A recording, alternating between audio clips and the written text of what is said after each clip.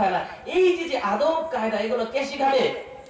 বাবা মা শিখাবে। যদি না শিখায় তাহলে একটা বাচ্চা দেখা যায় এই শিক্ষাটা যদি না পায়, কেউ তাকে শিখায় না, অনেক বড় হয়ে যায়, একটা ভদ্র সমাজে গিয়ে হয়তো এখানে কেউ খেয়াল করে না, একটা সমাজে গিয়ে তখন সে লাঞ্ছিত হয়, হয় না? তাহলে এটা আমাদের দায়িত্ব, আমাদের সন্তানদেরকে শিখাবো ইনশাআল্লাহ। তো হযরত সালমান ফারসি রাদিয়াল্লাহু আনহু বলেন যে তিনি হলেন আমাদের বাবার মতো, মায়ের মতো। তিনি আমাদেরকে শিখান কেমনে পেশাব করতে হয়, পেশাবের সময় কি করতে হয়, বসে নিতে হয়। তাহলে একদিকে হাদিস বলতেছে পেশাবের সময় রাসূলুল্লাহ সাল্লাল্লাহু আলাইহি ওয়াসাল্লামের আদর্শ হলো বসে পেশাব করা। অন্যদিকে আমরা হাদিস পেলাম একবার রাসূলুল্লাহ সাল্লাল্লাহু আলাইহি ওয়াসাল্লাম দাঁড়িয়ে পেশাব করেছেন। বলেন এখানে সুন্নাহ কোনটা আর শুধু হাদিস কোনটা? বসে পেশাব করা এটা হলো সুন্নাহ, আর দাঁড়িয়ে পেশাব করা এটা হলো শুধুমাত্র হাদিসের বর্ণনা। একটা হাদিস আছে, অস্বীকার করার কোনো সুযোগ নেই। আছে? আল্লাহ, বুঝা গেল না পার্থক্য? যৌক্তিক আলোচনা করতে গেলে অনেক সময়ের প্রয়োজন, কিন্তু ঘটনার মাধ্যমে তো বোঝা গেল যে আসলে সুন্নাহ মানে হলো যেটা পালনীয়। আর শুধু হাদিস অনেক রকমের হতে পারে। নবীজি সাল্লাল্লাহু আলাইহি সাল্লাম 4 অধিক বিবাহ করেছেন, হাদিসে আছে কি নাই? আছে। করতে পারবেন না, কারণ কোরআনের আয়াতে নিষেধ করা হয়েছে, বিধান দেওয়া হয়েছে, হে মুমিন মুসলমান তোমরা সর্বোচ্চ 4 পর্যন্ত যেতে পারবে, তাই না? একসাথে 4 পর্যন্ত যেতে পারবে। এরকম আরো অনেক বিধান আছে যেখানে সুন্নাহ একরকম, কিন্তু হাদিসের বর্ণনা বিভিন্ন কারণে একাধিক রকমের পাওয়া যেতে পারে।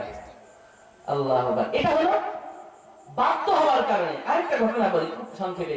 রাসূলুল্লাহ সাল্লাল্লাহু আলাইহি ওয়াসাল্লামকে এক সাহাবী নামাজে পেয়েছেন, সালাম দিয়েছেন, উত্তর দেন না। তো উনি পেরেশান হয়ে গেছেন, কি ব্যাপার, সালাম দিলাম উত্তর দেয় না। নবীজি কি করতেছেন? নামাজে দেয়নি, নামাজে আছেন। উনি সফর গিয়েছিলেন, সফর থেকে এসে সালাম দেন, উত্তর দেয় না। মনে করছে আমার প্রতি মনে হয় নারাজ, রাগ করেছে, এই জন্য আমার সালামের উত্তর দিল না। এরপরে রাসূলুল্লাহ সাল্লাল্লাহু আলাইহি ওয়াসাল্লাম নামাজ যখন শেষ হলো বললেন যে আল্লাহ তাআলা যখন চান বিধান পরিবর্তন করেন। আল্লাহ তাআলা বিধান দিয়েছেন যখন তোমরা নামাজ শুরু করবে দুনিয়া সবকিছু হারাম হয়ে যাবে, তখন আর কথা বলা যায় না। কিন্তু এর আগে সাহাবায়ে কেরাম কি করতেন? জিজ্ঞেস করতেন, ভাই কত রাকাত হয়েছে, কেমন আছো? একজন পরে এসেছে, 1 রাকাত হয়ে গেছে, পরে এসেছে, এসে ভাইকে জিজ্ঞেস করে, ভাই কয় রাকাত হয়েছে? সে বলে 3 রাকাত হয়েছে, 2 রাকাত হয়েছে, বা 1 রাকাত হয়েছে, এত কিছু হয়েছে। আবার সালাম দেয়, আসসালামু আলাইকুম, নামাজে দাঁড়ানো আছে, উত্তর দেয়। এগুলো ছিল ইসলামের শুরুর যুগে ছিল, কিন্তু পরবর্তীতে বিধান এসেছে, এখন আর নামাজে দাঁড়ালে কি করা যাবে না, বলা যাবে না 2 রাকাত হয়েছে, 3 রাকাত হয়েছে, ডানে বামে তাকানো যাবে না, সালাম দেওয়া যাবে না, সালামের উত্তরও দেওয়া যাবে না। তো হাদিসে যে পাইলাম, হাদিসে তো পাইলাম যে রাসূলুল্লাহ সাল্লাল্লাহু আলাইহি ওয়াসাল্লাম সালামের উত্তর দিতেন, সাহাবায়ে কেরাম সালামের উত্তর দিতেন, কিন্তু ওটা কি সুন্নাহ? ওটা সুন্নাহ না, ওটা আদর্শ না। এক সময় ছিল, পরবর্তীতে এটা মানসুখ হয়ে গেছে। দাঁড়িয়ে পেশাব করা ওযরের কারণে একবার করেছেন, কিন্তু এটা সুন্নাহ না। পার্থক্য বোঝা গেল না? তাহলে আমাদের পালনীয়টা কি? জান্নাতে যেতে হলে ঈমানদার হতে হবে, ঈমানদার হতে হলে নবীজিকে মহব্বত করতে হবে, ভালোবাসতে হবে, আর ভালোবাসা প্রকাশের মাধ্যম হলো সুন্নাহের অনুসরণ করতে হবে, নাকি হাদিসের? হ্যাঁ, এইখানে একটু খেয়াল করতে হবে। আমরা ভুলের শিকার হতে পারি যে হাদিসে আছে, আরে আপনি হাদিস মানেন না। হাদিস না মানার প্রসঙ্গ না, হাদিস আছে মানি আলহামদুলিল্লাহ, কিন্তু এখানে সুন্নাহ কোনটা সেটাও খুঁজে বের করতে হবে। আপনি বুখারী শরীফ বের করলেন, একটা হাদিস সামনে পেলেন, আর বলা শুরু করলেন এটা বুখারী শরীফে আছে, কেন মানো না? বলা যাবে নাকি? আগে জানতে হবে এখানে সুন্নাহ কোনটা, কোনটা এখনো বিধান বাকি রয়েছে, কোনটা মানসুখ হয়ে গেছে, কোনটা কারণবশত একবার দুইবার করা হয়েছিল, আর কোনটা নিয়মিত নবীজি সাল্লাল্লাহু আলাইহি সাল্লাম করতেন বা করতে বলতেন, এটা বুঝতে হবে। আর এই বোঝাটা কি সবার জন্য সহজ? একটা হাদিস যে কেউ হঠাৎ করে বুখারী শরীফের বাংলা খুললো, মুসলিম শরীফের বাংলা খুললো, দেখা সম্ভব, জানা সম্ভব, কিন্তু সব হাদিস যদি জানতে হয় তাহলে কি হইতে হবে? আলেম হইতে হবে। এই পর্যন্ত তো মোটামুটি আমার ধারণা মতে ক্লিয়ার, তাই না? বুঝা গেছে না? আমরা মুমিনরা মোটামুটি 2 ভাগে বিভক্ত, 2 ভাগ বলা যায়, 3 ভাগ বলা যায়, আরো বিভিন্ন প্রকার করা যায়। এই সুন্নাহ মানার ক্ষেত্রে, সুন্নাহ জেনে মানার ক্ষেত্রে আমরা মোটামুটি কয় ভাগ? 2 ভাগ। এক হলো ওই সমস্ত আলেম যারা নিজেদের জ্ঞানের পরিমাণ এই পরিমাণ বাড়িয়েছে যে কোরআন আর হাদিস থেকেই যত মাসআলা দরকার সব মাসআলা নিজেই বের করতে পারে, জানে কোনটা নাসিখ, কোনটা মানসুখ, কোনটা আগে নাজিল হয়েছে, কোনটা পরে নাজিল হয়েছে, কোনটা আগের বিধান, কোনটা পরের বিধান, কোনটা সমস্যার কারণে বিধানটা এসেছিল, আর কোনটা স্বাভাবিক সময়ের বিধান, কোনটা সব সময় পালনের বিধান, কোনটা হঠাৎ কোন কারণবশত পালনের বিধান, সব কিছু জেনে বুঝে যেই আলেম কি করতে পারে, সমস্ত মাসআলা মাসাইল কুরআন আর হাদিসের যত ভান্ডার আছে সেখান থেকে সমাধান বের করতে পারে, এটা হলো এক শ্রেণীর আলেম, যেই শ্রেণীর আলেমের সংখ্যা দুনিয়াতে একদমই নাই। যেমন আমি সেই শ্রেণীর না। আমরা কি করি, আমরা কোন আলেমের অনুসরণ করার চেষ্টা করি যে এই ব্যাপারে আমি তো সরাসরি বের করতে পারি না মাসালা, তবে ইমাম আবু হানিফা রাহিমাহুল্লাহ এইভাবে সমাধান বের করে দিয়ে গেছেন, ইমাম আহমদ বিন হাম্বল রাহিমাহুল্লাহ এইভাবে সমাধান বের করে দিয়ে গেছেন, ইমাম মালিক রাহিমাহুল্লাহ এইভাবে সমাধান বের করে দিয়েছেন, এগুলো আমরা বলতে পারি। কিন্তু একদম সরাসরি কোরআন আর হাদিস কে ভিত্তি করে সমস্ত মাসআলা বের করার যোগ্যতা বর্তমান দুনিয়ায় একজন, দুইজন, পাঁচজন, সাতজন থাকতে পারে। আর কথা বোঝা যাচ্ছে? তাহলে ওই শ্রেণীর আলেম একেবারে নাই বললেই চলে, এবং থাকতে পারে, অসম্ভব না, থাকতে পারে, সম্ভব, কিন্তু নাই বললেই চলে।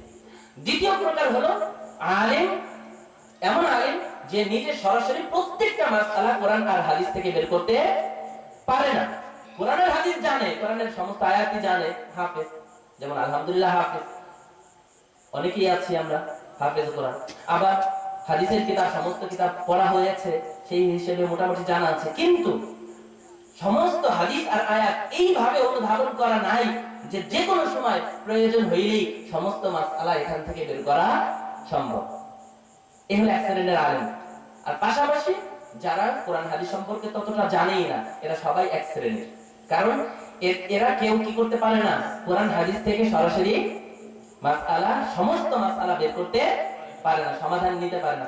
তো এখন এই যে দুই শ্রেণী, দুইটা শ্রেণী পাওয়া গেল না, এক হলো নিজেই বের করতে পারে, আর এক হলো নিজে বের করতে পারে না। এদের দুই শ্রেণীর সবার কি কাজ এক রকমের বলেন? হ্যাঁ, সবাই কি একই রকমের ভাত খায়? একজনের বয়স 50 বছর, তার খাবার দাবার, আর একজনের বয়স হলো 2 মাস, একই না। ব্যক্তির পার্থক্যে তার চলন বলন ধরন সবকিছুই পরিবর্তন হয়। তো যিনি কোরআন হাদিস থেকে সরাসরি মাসআলা বের করতে পারেন, যেমন সাহাবায়ে কেরাম ছিলেন, আইম্মায়ে মুজতাহিদিন ছিলেন, তাদের জন্য এক নির্দেশনা, যারা পারে না তাদের জন্য আরেক নির্দেশনা, যারা পারেন তাদের জন্য কি নির্দেশনা? হাদিসে মুআদ বিন জাবাল নামে প্রসিদ্ধ একটা হাদিস আছে, যেখানে রাসূলুল্লাহ সাল্লাল্লাহু আলাইহি সাল্লাম জিজ্ঞেস করেছেন, ইয়া মুআদ, তোমাকে যে আমি ইয়ামানে পাঠাচ্ছি সেখানে তো তুমি আমাকে পাবে না, তোমার বিভিন্ন মাসআলার সমাধান বের করতে হবে, মানুষ এসে মাসআলা জিজ্ঞেস করবে, তুমি বিভিন্ন মাসআলার সম্মুখীন হবে, তখন তুমি কেমনে সমাধান করবে? মুআজ রাদিয়াল্লাহু আনহু বললেন, ইয়া রাসূলুল্লাহ, আমি সর্বপ্রথম দেখব কোরআনে যে কোনো মাসআলার সম্মুখীন হলে দেখব কোরআনে কি বলা আছে। রাসূলুল্লাহ সাল্লাল্লাহু আলাইহি ওয়াসাল্লাম জিজ্ঞেস করলেন, আচ্ছা ঠিক আছে, যদি দেখো যে কোরআন থেকে সরাসরি পাচ্ছ না, কোরআনে সরাসরি স্পষ্ট ভাবে তোমার ওই বিধানটা বলা নেই, তাহলে কি করবে? তখন ফাবি সুন্নাতি রাসূলিল্লাহ, তখন আমি আমার হাবিব সাল্লাল্লাহু আলাইহি ওয়াসাল্লাম যে সুন্নাহ আছে, এত বছর আপনার সঙ্গে ছিলাম, আপনাকে দেখেছি, আপনার হাদিস শুনেছি, আপনার সুন্নাহ দেখেছি, তাই না, এখান থেকে আমি সমাধান নেওয়ার চেষ্টা করব যে আপনি কি করতেন, আপনি এই জায়গায় থাকলে কি করতেন বোঝার চেষ্টা করব। তখন রাসূলুল্লাহ সাল্লাল্লাহু আলাইহি ওয়াসাল্লাম বলেন, যদি এরকম হয় যে তুমি সরাসরি কোরআনের আয়াতেও পেলে না, আবার আমার যে সুন্নাহ এখানেও তুমি সমাধান পেলে না, তাহলে কি করবে? তখন বললেন যে আমি কি করব, কোরআনের আয়াত আর আপনাকে যে আমি দেখেছি সুন্নাহ, এগুলোকে সমন্বয় করে মিলিয়ে তারপরে এখান থেকে কি সমাধান বের হতে পারে সেই চেষ্টাটা আমি করে যাব। রাসূলুল্লাহ সাল্লাল্লাহু আলাইহি ওয়াসাল্লাম খুশি হয়ে বললেন, আলহামদুলিল্লাহ, আলহামদুলিল্লাহিল্লাযী ওয়াফাকা রাসূলিল্লাহ সাল্লাল্লাহু আলাইহি ওয়াসাল্লাম লিমা ইউরদি রাসূলুল্লাহ, শুকরিয়া আর প্রশংসা ওই রবের যিনি আমার রাসূলকে, আমার রাসূল মানে আমি তো তাকে পাঠাচ্ছি, রাসূলের শাব্দিক অর্থ হলো বার্তাবাহক। রাসূলের শাব্দিক অর্থ কি? আমাদের নবীজি সাল্লাল্লাহু আলাইহি ওয়াসাল্লাম আল্লাহর পক্ষ থেকে বার্তাবাহক, আর মুআজ বিন জাবাল কার পক্ষ থেকে? রাসূলুল্লাহ সাল্লাল্লাহু আলাইহি ওয়াসাল্লামের পক্ষ থেকে বার্তাবাহক, বললেন যে রাসূলকে আল্লাহ তাআলা তৌফিক দিয়েছেন এমন কথা বলা যেই কথায় আল্লাহর রাসূলকে সন্তুষ্ট করে দেওয়া যায়। হযরত মুআয রাদিয়াল্লাহু আনহুর কথায় নবীজি কি সন্তুষ্ট? তার মানে মুআয রাদিয়াল্লাহু আনহু নিজে মাসালা বের করতে পারতেন। তার জন্য কর্ম পদ্ধতি হলো প্রথমে কোরআন দেখা, তারপরে সুন্নাহ দেখা। যদি সরাসরি ওখানে না পাওয়া যায় তাহলে কি করতে হবে? কিয়াস করতে হবে। তাহলে কি করতে হবে?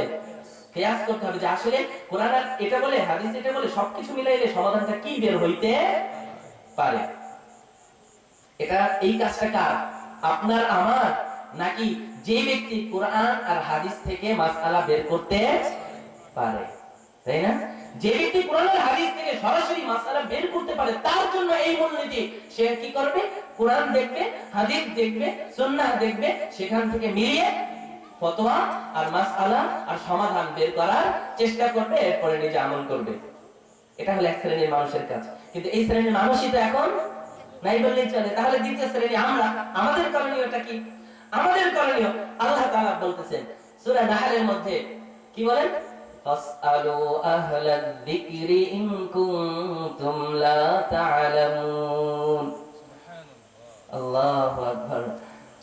আল্লাহ পাক সহজ করে দিয়েছেন, ইহসান করেছেন। আল্লাহ তাআলা বলেন, তোমরা যদি কোরআনের বিধান, ইসলামের বিধান, সুন্নাহের বিধান না জানো, কোন ক্ষেত্রে না জানো, একেবারেই না জানো, যে অবস্থায় হোক না কেন, তখন তোমরা কি করবে? তোমাদের করণীয় হলো এইটা না যে তোমরা সবাই মাদ্রাসায় ভর্তি হয়ে 24 ঘন্টা সারাদিন মাদ্রাসায় থেকে বিশাল বড় আলেম হয়ে তারপরে মাসআলা অনুযায়ী আমল করবে। এটা করা লাগবে না। তোমাদেরকে ছাড় দিলাম, তোমাদের প্রতি ইহসান। তোমাদের অত কষ্ট করা লাগবে না। খুঁজে দেখো কারা আগে থেকেই মাসআলা বের করতে পারে, কারা আগে থেকেই জানাশোনা আছে, কারা আগে থেকেই আলেম হিসেবে আছে, তাদেরকে অনুসরণ করো, তাদেরকে জিজ্ঞেস করো, তাদের থেকে শুনে সেই অনুযায়ী আমল করো। সহজ হলো কি হলো না?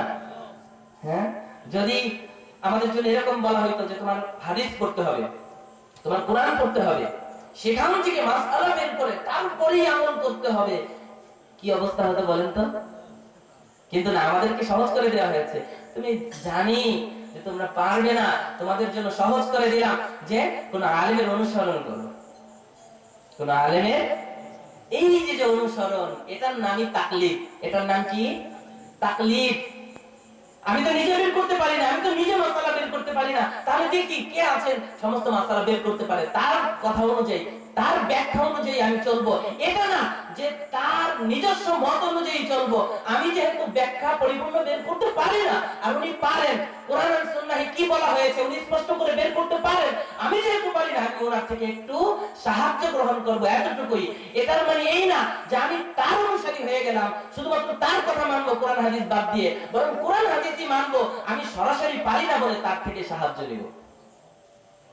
মনে করেন একটা ডিপ কল, হ্যাঁ, ডিপ কল, সেখান থেকে 7-8টা পাইপ বের হয়েছে, একটা গেছে এই বাড়ি, একটা গেছে ওই বাড়ি, আরেকটা গেছে ওই বাড়ি, হ্যাঁ, ওখান থেকে পানি নিয়ে খাচ্ছে। এখন কেউ যদি বলে, মিয়া এখানে ডিপ থাকতে তুমি ডিপের পানি না নিয়ে কলের পানি কেন নিচ্ছ? কেউ যদি বলে, এটা বোকামি হবে না? বোকামি হবে কি হবে না? আমার কথা বোঝা যাচ্ছে? বোকামি হবে। কেন বোকামি হবে? আরে এই যে কল থেকে যে বের হচ্ছে, এটা তো ডিপেরই পানি। আমি নিজে গিয়ে ডিপের যে গভীরে আমার প্রতিদিন পৌঁছা কোনোদিনও সম্ভব না। কিংবা যদি একটা ডিপ আছে, যদি আমি একাই দখল করে রাখি, সেটাও সমাজের জন্য ক্ষতিকর, তাই না? 10টা হোক, 20টা হোক, যত জায়গায় নল যাবে, যত জায়গায় পাইপ যাবে, সবাই যার যার জায়গা থেকে সহজেই নিতে পারবে। তার জন্য সহজ হলো। এ তো এরকম না যে সে ওই পাইপের মুখামুখি একেবারে পাইপের অনুসরণ শুরু করছে, সে আলাদা কোনো কিছু অনুসরণ করছে, বরং সে কি করছে? এই ডিপ থেকেই পানি নিচ্ছে, শুধুমাত্র নিজে সরাসরি নিতে পারে না বলে পাইপের সাহায্য গ্রহণ করেছে। পাইপের কি গ্রহণ করেছে? আর এটার নামই, এই একই পদ্ধতি যখন আমরা কোরআন হাদিসের ক্ষেত্রে করি, সেটার নামই মাযহাব। সেটার নামই কি? মাযহাব। মাযহাব মানে এই না যে আমরা ইমাম আবু হানিফার অনুসরণ করি, কিংবা আমরা ইমাম মালিকের অনুসরণ করি, কিংবা আহমদ বিন হাম্বল কিংবা শাফিঈর অনুসরণ করি। বরং আমি যেহেতু সরাসরি বিধান বের করতে পারি না, ওনারা ছিলেন একদম যোগ্য আলেম, তো ওনারা বের করে রেখে গেছেন আমাদের থেকে বহু বছর পূর্বে সমস্ত মাসআলার সমাধান ওনারা কোরআন হাদিস থেকে বের করে রেখে গেছেন। যে ওযুতে 4টা ফরজ, নবী সাল্লাল্লাহু আলাইহি ওয়াসাল্লাম কোনোদিন বলেন নাই নবী ওযুতে কয় ফরজ বলেন না, ওযুতে কয় ফরজ? 4 ফরজ। হাদিসের কিতাবে কেউ দেখাতে পারবেন ওযুতে 4 ফরজ? কিংবা কোরআনের আয়াতে দেখাইতে পারবেন ওযুতে 4 ফরজ বলা হয়েছে? কোরআনে ব্যাখ্যা করা হয়েছে যখন ওযুর সময় হয়, ওযু করতে যাও তোমরা এইভাবে করো, কিন্তু এখান থেকে একজন সাধারণ মানুষের বোঝা সম্ভব না যেখানে কোনটা ফরজ আর কোনটা মুস্তাহাব হিসেবে বলা হয়েছে। সম্ভব? আমরা পারি না, জনসাধারণ কিভাবে পারবে? সমাজের উলামায়ে কেরাম পারেন না, বর্তমান সমাজের উলামায়ে কেরাম পারেন না, জনসাধারণ কিভাবে পারবে? সম্ভব? সম্ভব না। আল্লাহু আকবার। এখন যেহেতু কোরআনে সরাসরি বলা নাই যে কতটা কাজ হলো ওযুতে ফরজ, হাদিসের মধ্যে সরাসরি বলা নাই যে এই কাজ হলো ফরজ, এই কাজ হলো মুস্তাহাব, এই কাজ করলেও চলবে, না করলেও হবে, এই কাজ করলে ভালো সওয়াব বেশি পাওয়া যাবে, এইভাবে আলাদা করা হয় না। কিন্তু ইমামগণ কি করেছেন? কোরআন আর হাদিসকে নিয়ে গবেষণা করে কেউ 40 বছর, কেউ 20 বছর, কেউ 30 বছর শুধুমাত্র গবেষণাই করেছেন আর লিখে গিয়েছেন, আমাদের জন্য সংকলন করে রেখে গেছেন যে এখানে এই কয়টা ফরজ, এই কয়টা ওয়াজিব, এই কয়টা মুস্তাহাব, এই কয়টা সুন্নাহ। বলেন না সুবহানাল্লাহ। আমার আপনার উপর যদি চাপিয়ে দেওয়া হতো যে তোমাকে আগে কোরআন জানতে হবে, আগে হাদিস জানতে হবে, তারপর আল্লাহকে সন্তুষ্ট করে জান্নাতে পৌঁছতে হবে, আমাদের এই 99% মানুষের জন্য কোনোভাবে সম্ভবই হতো না। কিন্তু আল্লাহ তাআলার রহমত, আমরা এমন ইমাম পেয়েছি, আমরা এমন আইম্মায়ে মুজতাহিদিন পেয়েছি, আমরা সাহাবায়ে কেরাম পেয়েছি, আমরা তাবেঈন পেয়েছি, আমরা তাবেঈন পেয়েছি, যাদের চিন্তাই ছিল পরবর্তী উম্মত কেমনে দিনের উপর প্রতিষ্ঠিত থাকবে। রাসূলুল্লাহ সাল্লাল্লাহু আলাইহি ওয়াসাল্লামের চিন্তা যেমন ছিল যে আমার উম্মত কেমনে বেশি থেকে বেশি জান্নাতে যাবে, তার সাহাবায়ে কেরাম, তার তাবেঈন, আইম্মায়ে মুজতাহিদিন, তাদের চিন্তা ছিল যে আমরা যখন চলে যাব, তখন অন্যান্য মানুষ দুনিয়াতে আসবে, তারা কেমনে, যারা কোরআন সরাসরি জানবে না, হাদিস সরাসরি জানতে পারবে না, এত সময় পাবে না, এত মেধা থাকবে না, এত বুদ্ধি থাকবে না, এত সুযোগ থাকবে না, তখন তারা কিভাবে আল্লাহকে খুশি করে জান্নাতে যাবে? তাদের জন্য কিছু করে যায়, তারা আমাদের জন্য ইহসান করে গেছে। ওনারা যে মাসালা বের করে গেছেন আমরা অনুসরণ করছি, এটার নামই হলো মাযহাব মানা। এখন কেউ যদি বলে যে শুধু বোঝার জন্য মাযহাব মানার তো দরকার নাই, কোরআন আছে হাদিস আছে মানলেই হইল, এটা কি আসলে সম্ভব, যৌক্তিক? কোরআন মানবেন কিভাবে? আপনার ঘরে কোরআন আছে, ঠিক আছে, তাই বলে কি কোরআন মানা সম্ভব? আপনার ঘরের মধ্যে হাদিসের সমস্ত কিতাব আছে, ধরে নিলাম, তো ঘরের মধ্যে কোরআন আর হাদিসের কিতাব থাকলেই কি মানা সম্ভব? কারণ কি বলা হয়েছে এটা তো আমি বুঝি না, মানবো কিভাবে? কিন্তু যদি আমি অনুসরণ করি, কোন ইমামের অনুসরণ করি, আলেমের অনুসরণ করি, হুজুর এখন আমার করণীয় কি? তো হুজুর জানেন যে ইমাম আবু হানিফা রাহিমাহুল্লাহ এইভাবে মাসালার সমাধান দিয়ে গেছেন কোরআন হাদিস অনুযায়ী, তো তিনি বলে দিলেন, আপনি মানা শুরু করলেন। সহজ হলো কি হলো না? আল্লাহু আকবার। তো কোরআন হাদিস থাকতে মাযহাব কেন মানবো? এই কথার কোন যৌক্তিকতা আছে? আমরা মাযহাব মানে এরকম না যে আপনি কোন ব্যক্তি পূজা শুরু করবেন, বরং মাযহাব মানে হলো আপনি কোরআন আর সুন্নাহই মানবেন, কিন্তু আপনি নিজে পারছেন না বলে কারো ব্যাখ্যার সহযোগিতা গ্রহণ করবেন। এখন আসি যে তাহলে মাযহাব না মেনে সরাসরি যদি কোরআন আর সুন্নাহ মানি, তাহলে এত দল থাকে না, এত মত থাকে না, সবাই কোরআন মানবে আর হাদিস মানবে, এরকম মনে হয় কি হয় না? অনেক সময় হতে পারে। দেখুন আমাদের সমাজে আহলে হাদিস নামে একটা দল আছে না? কোনোভাবেই আমরা অসম্মান করতে চাই না। অসম্মান করা, বিদ্বেষ, রাগারাগি, এগুলো কোনো মুমিনের কাজ না। আমাদের বুঝার স্বার্থে আলোচনা, শুধুমাত্র বুঝার স্বার্থে আমরা বুঝার চেষ্টা করি, আমলের চেষ্টা করি। সেটা হলো কি যে দেখুন ওনাদের বড় একটা যুক্তি আছে, সেটা হলো যে কোরআন আর হাদিস মানলে এত দলের প্রয়োজন হয় না, মানুষ দলে দলে বিভক্ত, কেউ মালিকি, কেউ শাফিঈ, কেউ হাম্বলি, কেউ হানাফি, এত দল কেন থাকবে, সবাই এক দল। কিন্তু যারা আহলে হাদিস তারা এই যে 4টা মাযহাব কিংবা কয়েকটা দল, এর চেয়ে আরো বহু গুণে বিভক্ত, বহুগুণে বিভক্ত। কিভাবে? আমরা জানি বর্তমান যে আহলে হাদিস ভাইরা আছেন, তাদের সবচেয়ে বেশি অনুসরণীয় ব্যক্তি হলেন ইবনে শাইখ ইবনে তাইমিয়া, এবং ইদানিংকার যারা ওনারা রহিমাহুল্লাহ মরহুম হয়ে গেছেন, শাইখ আলবানী রহিমাহুল্লাহ, শাইখ ইবনে উসাইমিন রহিমাহুল্লাহ এবং শাইখ বিন বাজ রহিমাহুল্লাহ। এই যে ওনারা সবাই আহলে হাদিসদের ইমাম, আহলে হাদিসদের আমাদের যে ইমাম আছে, ইমাম আবু হানিফা রাহিমাহুল্লাহ, ইমাম আবু ইউসুফ রাহিমাহুল্লাহ, ইমাম মুহাম্মদ রাহিমাহুল্লাহ, এরপর অনেক মুজতাহিদিন উলামায়ে কেরাম আছে। তো ওনারা সবচেয়ে বেশি অনুসরণ করেন এই তিনজনকে, এবং উপরে গেলে শেখ ইবনে তাইমিয়া রাহিমাহুল্লাহ। তো দেখুন, তিনজন একই যুগের তিনজন আলেম, ওনাদের মধ্যে এত বেশি মতানৈক্য ছিল। শেখ সাদ রাহিমাহুল্লাহ একটা কিতাব লিখেছেন, আল ইজাজ। ইজাজ মানে হলো সংক্ষিপ্ত। আল ইজাজ ফিমা ওয়াকা আল ইখতিলাফ, সংক্ষিপ্ত রচনা ওই বিষয়ে। কোন বিষয়ে? যেই বিষয়ে ইবনে উসাইমিন, ইবনে বাজ এবং শেখ আলবানী তিনজন মতানৈক্য করেছেন। কি করেছেন? কোরআন হাদিসের। দেখুন, ওনারা কিন্তু ওনাদের যে সবচেয়ে বড় একটা যুক্তির জায়গা তৈরি হয়, স্বাভাবিক, যুক্তির আশাটা স্বাভাবিক, কিন্তু আমাদের বুঝতে হবে আসল বিষয়টা কি। না বুঝে অনেক সময় ভুল করে বসি আমরা। তো তিনজন একই যুগের শ্রেষ্ঠ আলেম, তিনজনের এত বেশি মতানৈক্য সংক্ষেপে উল্লেখ করতে গিয়ে 850 পৃষ্ঠায় প্রায় 650 মাসালা উল্লেখ করেছেন। প্রায় 650 মাসালা হলো তাদের মধ্যে, নিজেদের মধ্যে মতানৈক্য শুধুমাত্র ছোট্ট একটা কিতাবের মধ্যে উল্লেখ করা হয়েছে। চিন্তা করে দেখেন, যদি সমস্ত বিষয় উল্লেখ করা হয়, কি পরিমাণ মতানৈক্য আর কি পরিমাণ ফিরকা হবে। হ্যাঁ, একজন বলে আমি এই ক্ষেত্রে শাইখ ইবনে বাজকে মানবো, আরেকজন যদি বলে আমি উসাইমিনকে মানবো, আরেকজন বলে আলবানীকে মানবো।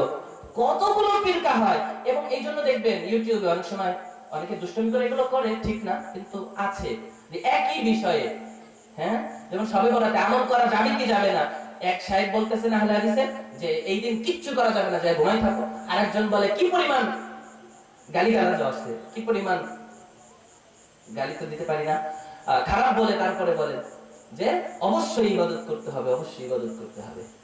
আছে কি নাই?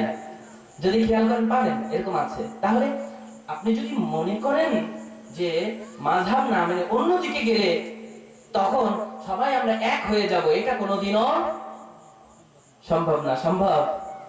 দ্বিতীয় বিষয়ে আসি, মাযহাব মানে কি? আমরা একটু আগে কিন্তু আলোচনা করছিলাম, মাযহাব মানে হলো শুধুমাত্র ব্যাখ্যার ক্ষেত্রে কোন একজনকে মানা। আমি যেহেতু পারি না, এখন যারা সাধারণত আমাদের সমাজে আহলে হাদিস হিসেবে দাবি করেন বা হন, তারা কি সবাই আলেম? তারা আলেম না, অল্প কিছু দেখবেন তাদের মুখে মুখে, কথায় কথায় যে শায়েখ অমুক এটা বলছেন, শায়েখ অমুক এটা বলছেন, শায়েখ অমুক এটা বলছেন, এই বিষয়ে এটা করা যাবে না, কেননা শায়েখ অমুক এটা বলছেন। শায়েখ অমুক বলছেন তার মানে হলো উনি ওই শায়েখের অনুসরণ করছেন, ওই শায়েখের তাকলিদ করছেন, ওই শায়েখের মাযহাব মানছেন। আল্লাহু আকবার, বুঝার বিষয় না? তাহলে কেউ যদি মনে করে যে আমি মাযহাব মানবো না, কোরআন আর হাদিস মানবো, তো এইভাবে মূলত মাযহাব থেকে শুধু বের হওয়া হবে না, বরং সে অনেকগুলো ইচ্ছামতো, যখন যাকে মনে চায় ইচ্ছামতো মাযহাব মানার পথ তৈরি হবে।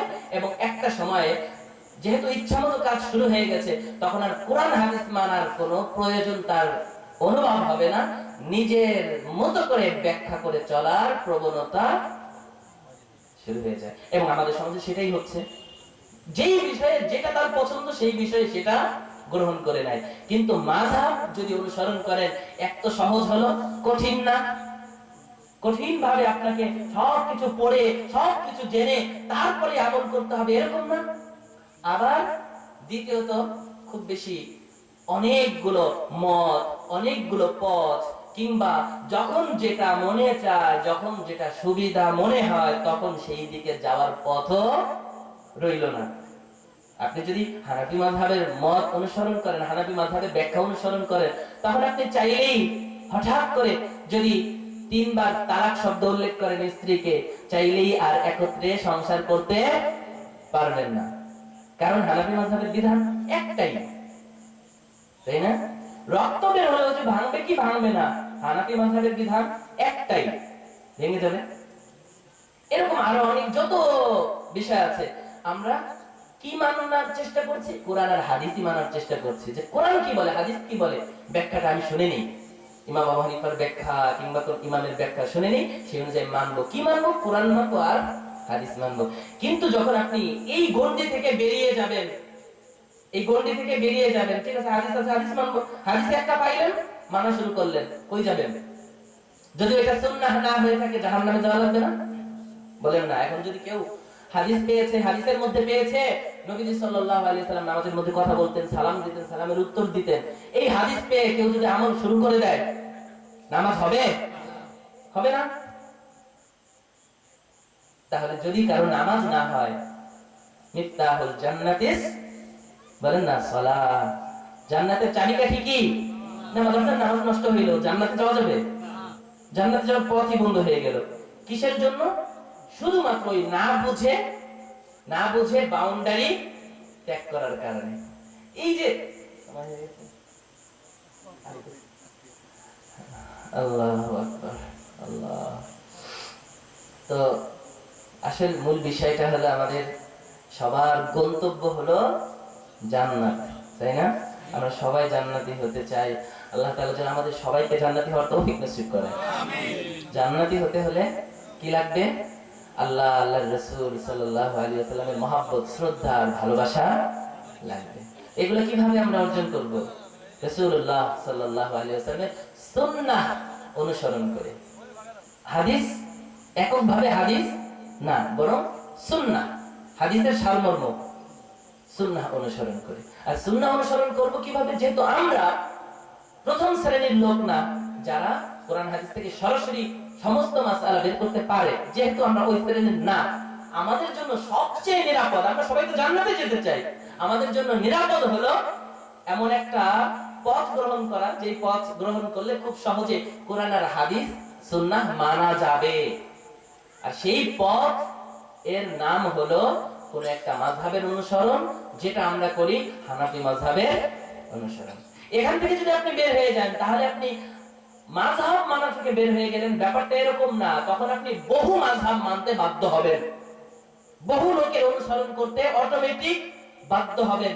তখন আপনি মাযহাব মানবেন ঠিকই, শুধু নামের সাথে থাকবে না যে আপনি মাযহাব মানেন, নামে থাকবে না, কিন্তু কাজের বেলায় মাযহাব ওয়ালারা যতটা মানে তার চেয়ে অনেক বেশি মানতে, অনেক বেশি অনুসরণ অপরকে করতে বাধ্য হবেন। পাশাপাশি এখানে যে একটা বাউন্ডারি আছে, যে সর্বদা আমরা চেষ্টা করি যে কোরআন আর হাদিস কি বলে, এক্ষেত্রে ব্যাখ্যাটা কি, হুজুরের কাছে কি জানতে চাই, ব্যাখ্যাটা জানতে চাই। আর ওখানে গেলে আর তখন আর তা থাকবে না, কারণ এই শায়েখ বলে এইটা, ওই শায়েখ বলে ওইটা, ওই শায়েখ বলে ওইটা। আপনি তালাশ করবেন আমার সাথে যায় কোনটা, আমার জন্য সহজ কোনটা। তো সহজ যেটা, সেই অনুযায়ী যেই শায়েখ কথা বলে সেই শায়েখের কাছে গিয়ে মাসালা জিজ্ঞেস করবেন, হুজুর করব কি? সেই শায়েখ বলবে এটা করলেই হবে। আপনি তো খুশি, আপনি খুশি মতো আপনার মতো চলা শুরু করলেন। এটা কি কোরআন সুন্নাহ মানা হইলো, নাকি আপনার দিল যেটা চায় সেটা খুঁজে মানা হলো? হ্যাঁ, তাহলে এখানে মূল পয়েন্টটা যদি আমরা বুঝি, তাহলে কোনো ঝগড়া থাকে না, ফিতনা থাকে না, ফাসাদ থাকে না, হিংসা থাকে না, বিদ্বেষ থাকে না। আমাদের সবারই ঠিকানা জান্নাত, আমাদের সবারই লক্ষ্য হলো জান্নাত। জান্নাতে যাব, জান্নাতে যাওয়ার এত সুন্দর আর সহজ পদ্ধতি থাকতে কেন আমি নিজেকে অনর্থক এই জায়গা থেকে সরিয়ে শুধু শুধু নিজেকে বিভ্রান্ত করব আর সমাজকে বিভ্রান্ত করব? আল্লাহ তাআলা আমাদের সবাইকে সহিহ বুঝ নসিব করেন, আমাদের সবাইকে যেন জান্নাতের উপযোগী হিসেবে নিজেদেরকে গড়ে তোলার তৌফিক নসিব করেন। প্রত্যেকটা ক্ষেত্রে যেন সঠিক বিধান যেটা, সেটা বুঝার তৌফিক নসিব করেন, বুঝে আমল করার তৌফিক নসিব করেন। যা কিছু হয়ে যাক না কেন, তালগাছটা আমার এই মন মানসিকতা থেকে বের হয়ে বোঝা দরকার, আমারও বোঝা দরকার, আমারও ভুল হতে পারে, এই মন মানসিকতা ধারণ করার তৌফিক নসিব করেন। আমরা যেন সকলে কালকে আমাদের ময়দানে একসাথে আমাদের জন্য জান্নাতের ফয়সালা হয়, আমরা যেন সবাই জান্নাতের উপযোগী হতে পারি। আল্লাহ তাআলা সেই তৌফিক নসিব করেন। সব কিছুর শেষে আমাদের দরকার একটা জিনিস, জাহান্নাম থেকে মুক্তি পাওয়া, জান্নাতে প্রতিটি হওয়া। আমিন ওয়া আখিরু দাওয়ানা আলহামদুলিল্লাহি রাব্বিল আলামিন। আসসালামু আলাইকুম ওয়া রাহমাতুল্লাহি ওয়া বারাকাতুহু।